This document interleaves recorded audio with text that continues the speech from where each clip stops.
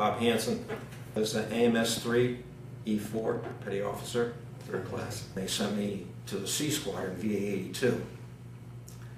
And at that time, they were already deployed on the America in the Med. This is 1971. So after getting the shots that I hadn't had, to inoculations and stuff, then they started me. I went home for leave a little bit, and then back to New Jersey and took the flight. First stop was at Rota, Spain. Stayed there for about 7 or 8 days. Ran into a guy that I was in school with who was stationed at Rota. He was ship's company at Rota. He had his flying license, and he was in the Navy Flying Club there. And he took us out. I wasn't supposed to leave the base, but he took me and a couple other guys on an airplane, and we took off and flew out over the plateau of Rota and over Seville, flew around out there, bull rings and stuff. So it was a pretty neat adventure. So the week was up there. Then they continued hopping over. I had to go to Naples, Italy. Stayed there for a few days until a flight came up to get me to Rhodes, where the ship was at the time. So landed in Rhodes, and I said, well, I got to get out of the carrier. And I guess there's somebody that met you at the airport and then would bring you out. So I got on the Liberty launch with my sea bag and stuff. And the only other sea duty I had was on the carrier call cruises in Pensacola, and those were small. So I think it was either the Intrepid or the Lexington. Those two ships were training ships at the time.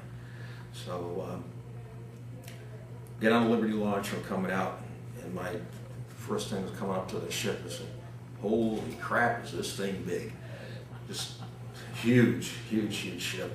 So get on board, and new guy in, bring you in, got to get you a compartment and stuff. And I guess my hair was a little bit long, and Chief said, "Well, first, son, you better get taken care of that.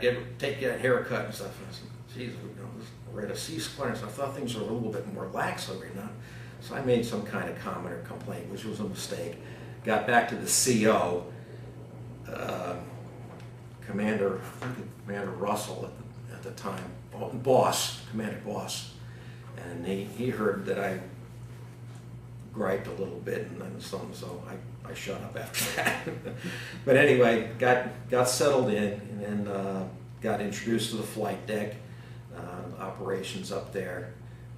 We hit a few more places because we were kind of working our way back out of the Med to be relieved by the Kennedy in December. So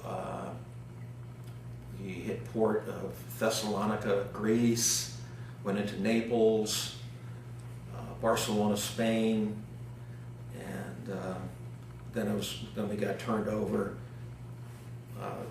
by the Kennedy. So we went back to Norfolk, got out. The Air Wing went back to their home bases, which was Cecil Field for me, and had a stand-down period. The airplanes that we were flying at the time was the A7E model, which had a TF-41 engine in it. And I think in the fleet they've been having some problems with that engine. I don't know if it was a Rolls-Royce engine, whatever, but there was some trouble with those engines. So they transitioned us from the E model back to one of the earlier models with the old engine, but it had all the new electronics in it. And having been in the training squadron for those years, I had worked on the A, B, the C model, and the E model, so they were really happy to have me there because I could train. I didn't have to have any other training on. I was all set to go on all of them, qualified. So we got back, had our stand down, and found out a little later on we thought we were going to go back to the Med in '72, and they said, "No, got to change your plans before you leave. We're sending you to Westpac, Vietnam."